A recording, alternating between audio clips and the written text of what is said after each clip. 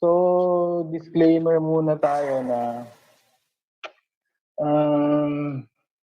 ang lahat ng maririnig ninyo sa akin, pati na rin dun sa unang sinabi ko, base lang po ito sa aking naunawaan, naintindihan na aral tungkol sa scripture-based kasi. Ibig sabihin scripture-based galing to sa salita ng Diyos, okay? So galing to sa, kung may nakakaintindi sa inyo about the Torah is a 613 na commandments na doon ang galing yung yung understanding ko kung anong ibig sabihin ng holistic. Kaya sinabi ko ako yung founder kasi based on scriptures. So hindi ko yan kinuha kung saan-saan lang. At may basis ako niyan na simplified lang na itong katawan na to ay dinesign ng Diyos to naturally. So kinunek ko lang din sa science na lahat ng sinabi doon ng Diyos ay kailangan ang ipapasok mo lang sa katawan mo dapat kung ano yung dinisenyo niya. At kung ano man yung mga recommendation na ibibigay ko, kayo po ang mag-decide kung gusto niyo pong gawin o hindi. Sabi ko nga ulit dun sa last lecture ko, ang mga doktor sa buong mundo ay hindi nagpapagaling. So, pag sinilip mo siya or ginoogle search mo siya, malalaman mo ang doctor is meaning sa Latin word docta docere means to teach. Guide lang. Okay? Hindi tayo pwedeng manguna dito sa katawan na to kasi tayo ay creation lang. Lahat ng sinasabi dito sa scientific community or scientific world, yung sinasabing science, punta muna tayo sa word na science. Ano ba yung science? Pag ni-research mo yan, alam, ang meaning yan, ang Latin word or root word yan, scientia means knowledge. So kahit 1,000,000 pa yung nakaalam ng kung ano mang pinag-aralan nila about sa isang bagay, science, knowledge, hindi ibig sabihin 100% ay accurate, tama. Sabi ko nga, ang 100% katotohanan, kapag may 1% nag-oppose, ibig sabihin hindi na siya 100% na katotohanan or truth or totoo. So yun ang isang problema. Kasi nga, hindi to paramihan yung pagsasalita ng katotohanan, hindi paramihan. At lahat ng sense ngayon sa panahon ngayon, hindi na po siya common.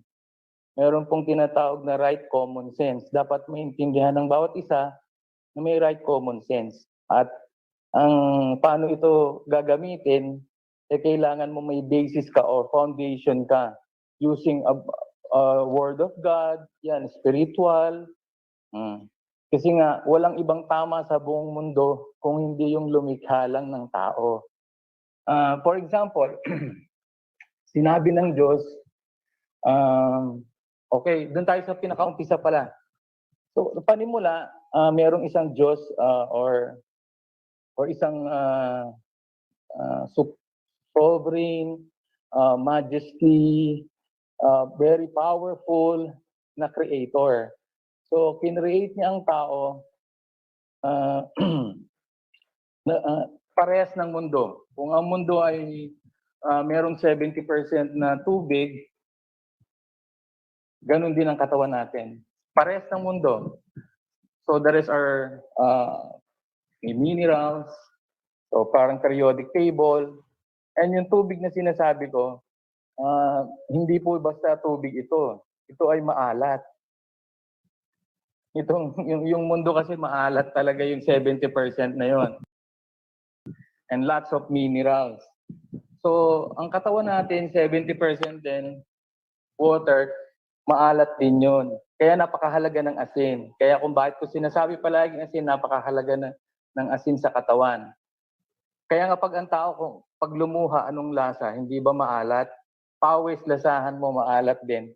Yung plasma ng dugo, subukan mo lasahan, maalat-alat din. At kapag ikaw na-stroke, Anong gagawin sa'yo? Dadaling ka sa ospital, i-infuse sa'yo o IV. Asin tubig din yun, plain saline solution. Napakahalaga ng asin kasi isang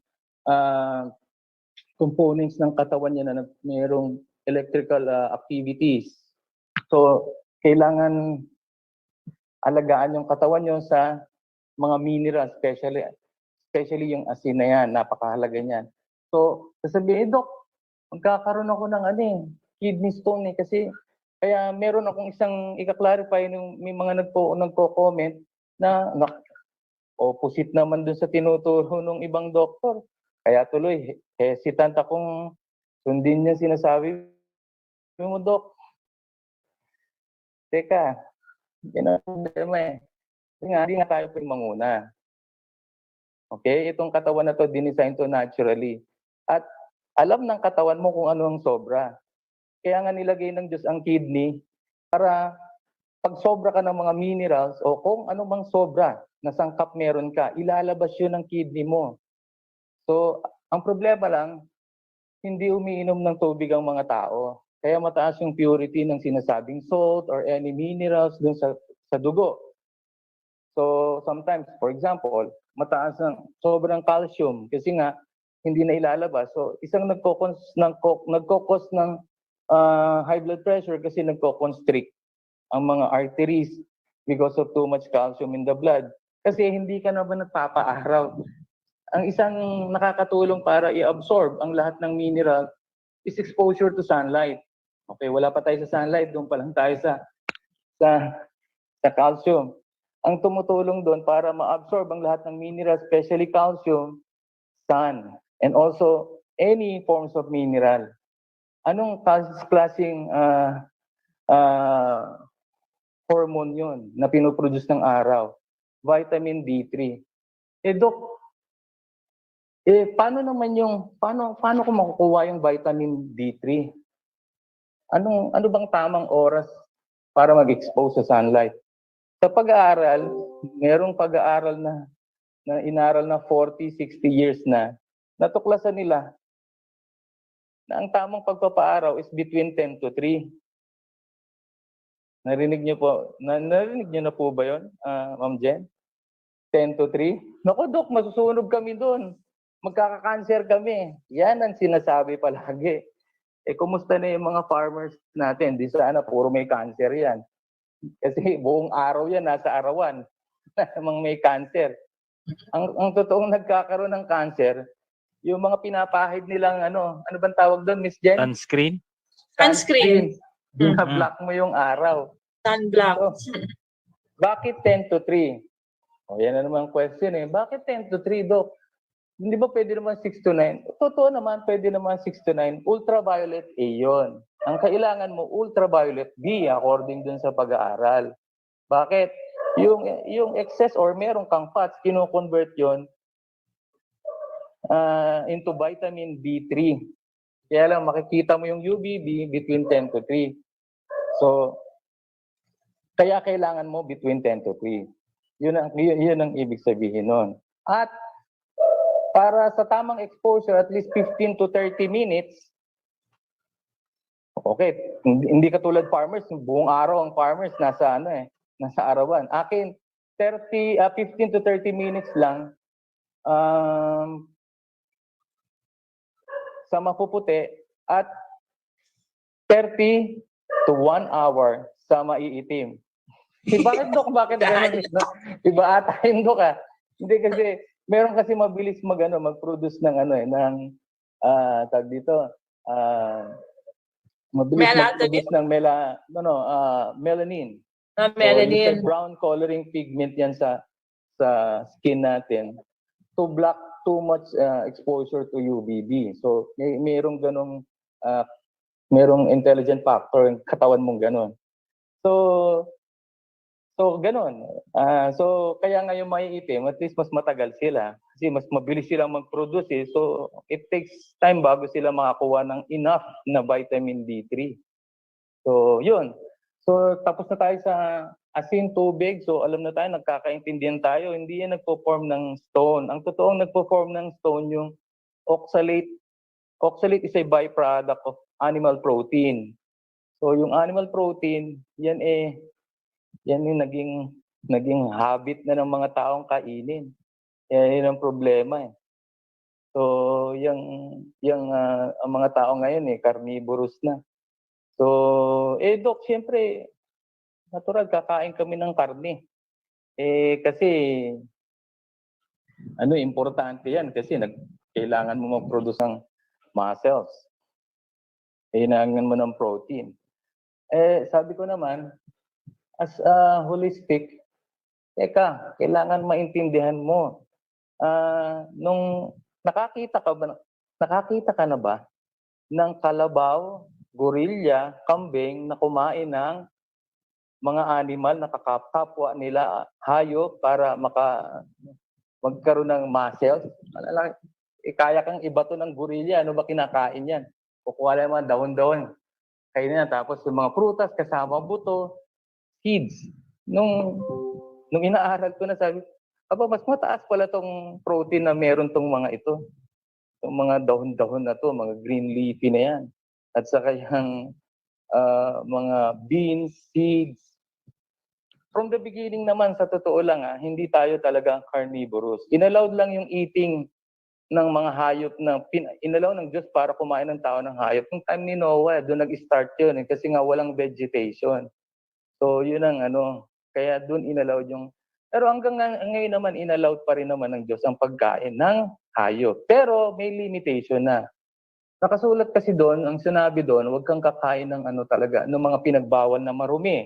Nung time ni Noah, pinagbawal na yan. Kaya alam na nung panahon ni Noah kung ano yung malinis at marumi na hayop. Tapos, siniseparate yung marurumi at malilinis. Kasi ang malilinis ginagamit for sacrificial at saka food consumption. Now, Doc, yung sinasabi mo na mga bawal?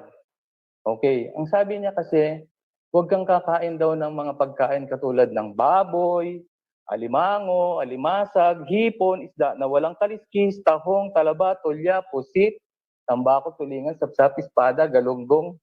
Kinakain niyo po ba lahat yon? Natikman niyo na po yon? Yes!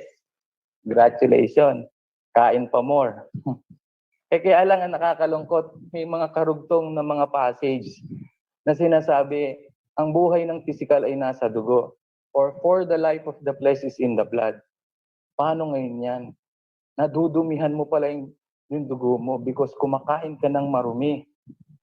So, kaya nga isa sa mga sinabi ko nung last time, ang ugat ng sakit ay una, yung pagsuway. Sinabi ng Diyos, huwag mo kakainin kasi marumi yan eh. Halos lahat doon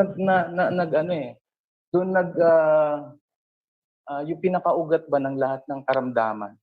Sama mo na yung cancer. Yung pagsuway. Walang pinagkaiba doon sa istorya ni Adam. Tingnan nyo paano mako-connect. Diba, sinabi ng Diyos, wag mong kainin mo na lahat ng mga prutas diyan sa mga puno na yan maliban sa isang puno na yun. Huwag mo kakainin yun. Anong ginawa niya? Hindi ba? Kinain. Tapos nagsisihan na. Nagsisihan na sila. Nagturuan na. Hindi kasi binigay mo ang babae sa akin, yun ang yun ang nagbigay sa akin ng pagkain. Tapos yung babae, hindi, yung ahas eh. Turuan na. So, ang doon, ang talagang saan ba talaga nagkasala si Adan doon? Doon sa sumuway siya o doon sa kinain niya yung prutas na pinagbawal?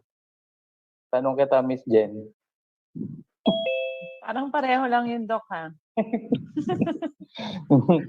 Kasi Kasi may sinabi ang Diyos na pag nakain mo yung prutas yan sa puno, mamamatay ka. Ang tanong, namatay ba siya? Hindi, di ba? Nabuhay pa siya ng 930. Yes. 930. So, ang problema lang, nagkaroon na ng separation. So, na-cut off na yung spiritual niya, na katulad ng Diyos. So, hindi na siya 100% na spiritual being. So, physical na siya. Kasi ang pinakita niya, katawan. Yan ang mga problema ng tao ngayon. Ang nagdidictate sa kanya kung anong matatanggap nitong katawan na to. Diyan nagkakasala ngayon ng mga tao. Kasi ang Diyos ay Diyos na malinis. Okay? Pure and pristine from the beginning. Ay, hindi pala pristine or pure ang tao nung unang panahon. Kahit baby. Bakit? Nung inaaral ko na-discover ako na mas matindi.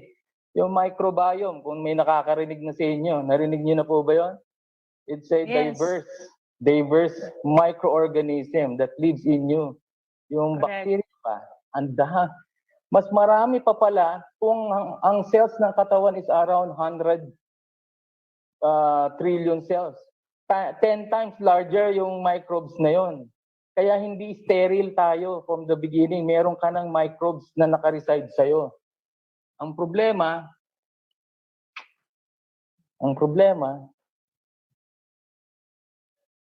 pag nagbago yung pH, dalawang microbes ang nakatira sa'yo.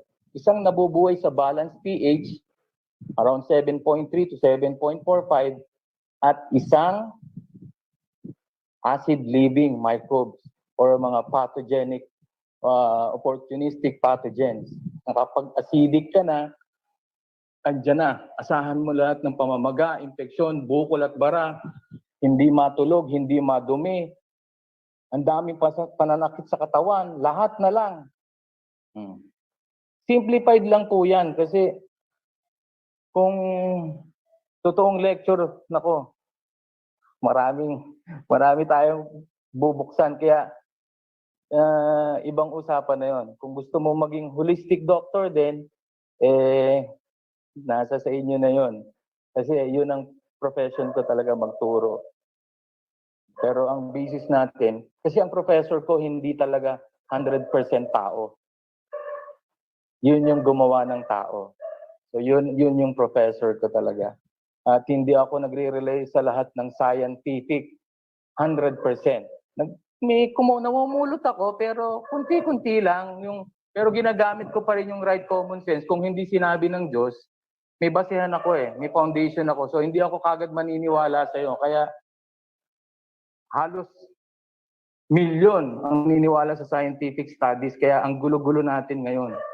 Pero ako, kaliwas. Kasi nga, may foundation ako Sabi ko nga, malinis at marumi lang. Dalawa lang naman ang pagpipilian ng tao So, sunod ka ba dun sa creator mo o hindi?